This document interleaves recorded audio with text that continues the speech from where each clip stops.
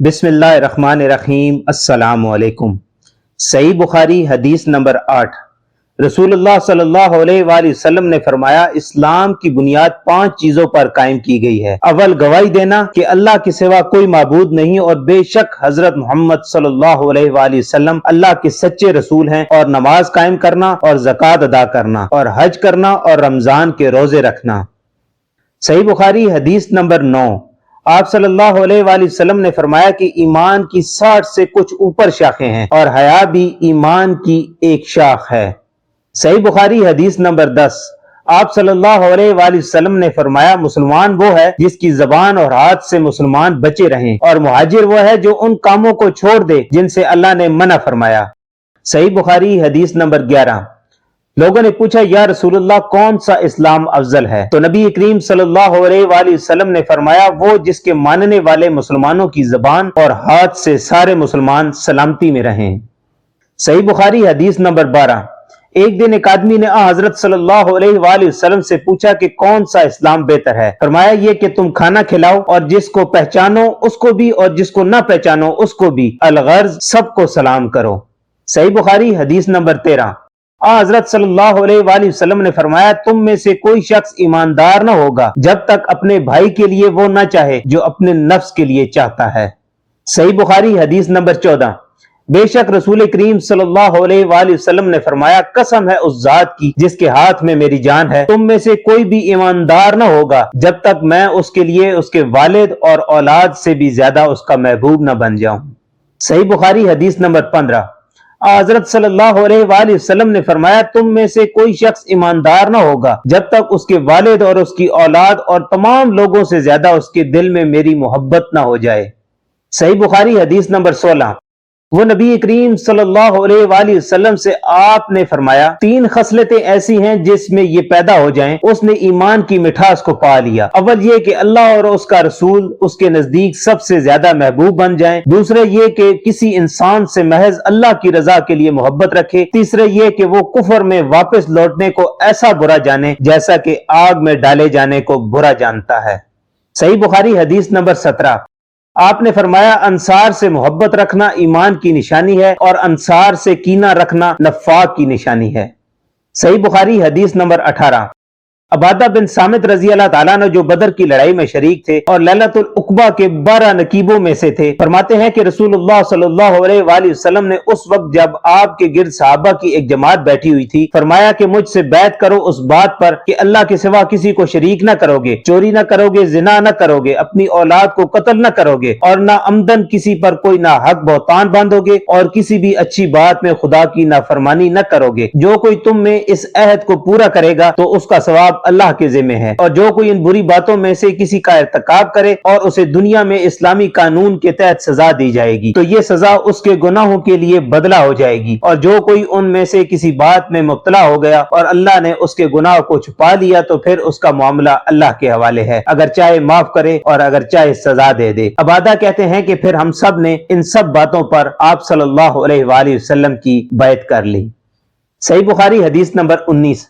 रसूलुल्लाह सल्लल्लाहु अलैहि वसल्लम ने फरमाया, वो वक्त करीब है जब मुसलमान का सबसे उम्दा माल उसकी बकरियां होंगी, जिनके पीछे वो पहाड़ों की चोटियों और बरसाती वादियों में अपने दीन को बचाने के लिए भाग जाएगा।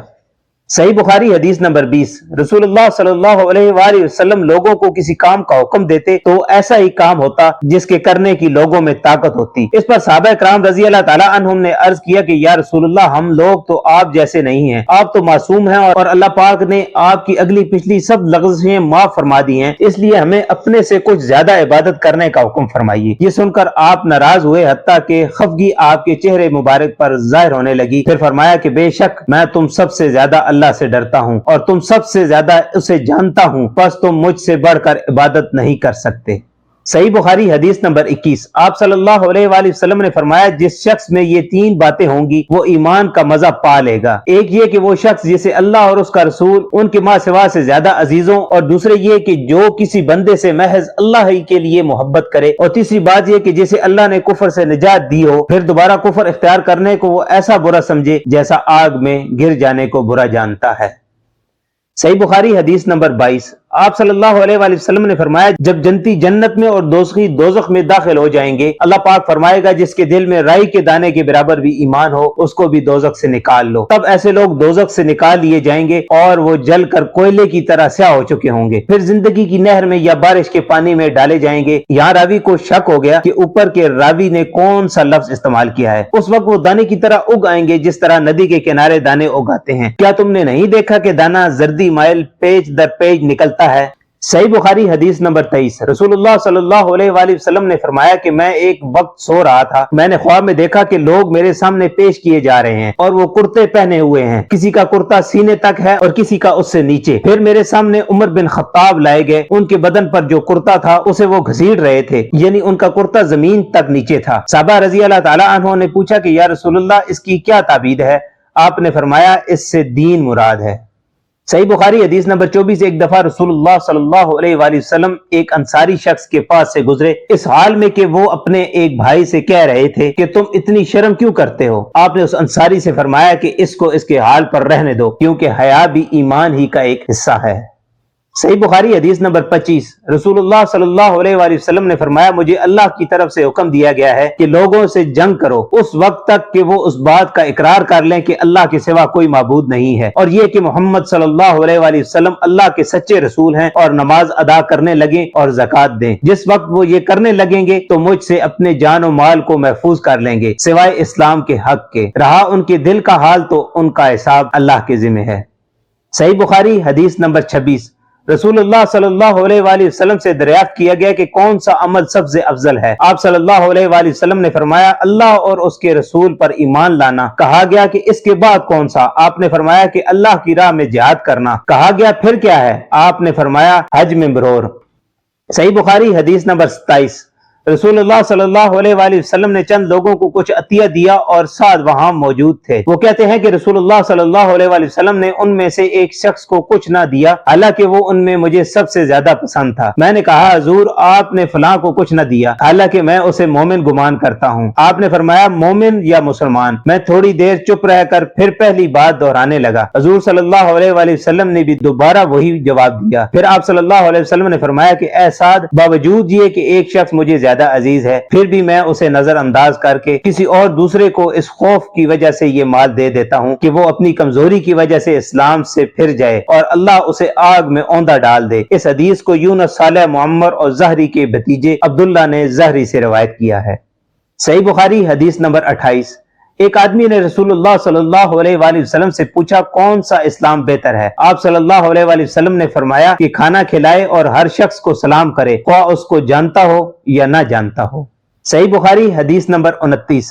حضرت صلی اللہ علیہ وآلہ وسلم نے فرمایا مجھے دوزخ دکھلائی گئی تو اس میں زیادہ تر عورتیں تھیں جو کفر کرتی تھیں۔ کہا گیا کہ حضور کیا وہ اللہ کے ساتھ کفر کرتی ہیں؟ آپ صلی اللہ علیہ وسلم نے فرمایا کہ خاوند کی ناشکری کرتی ہیں اور احسان کی ناشکری کرتی ہیں۔ اگر تم عمر بھر ان میں سے کسی کے ساتھ احسان کرتے رہو، پھر تمہاری طرف سے کبھی کوئی ان کے خیال میں ناگواری کی بات ہو جائے تو فوراً کہہ اٹھیں گی کہ میں نے کبھی بھی تجھ سے کوئی بھلائی نہیں دیکھی۔ صحیح بخاری حدیث نمبر 30۔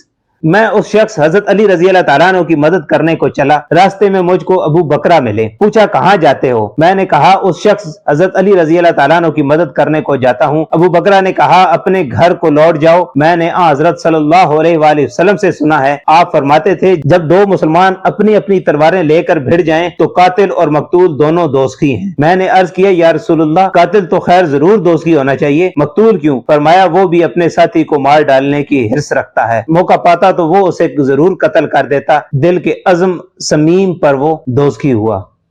محترمین، آج کی ویڈیو آپ کو پسند آئی ہے تو اس کو لائک کریں اور دوسروں کے ساتھ شیئر کریں، اور ایسی ویڈیوز کے لیے ہمارے چینل کو سبسکرائب کریں۔ ملتے ہیں نیکسٹ ویڈیو میں، تب تک کے لیے اپنا اور اپنے ارد گرد کے لوگوں کا بہت سارا خیال رکھیں۔ اللہ حافظ۔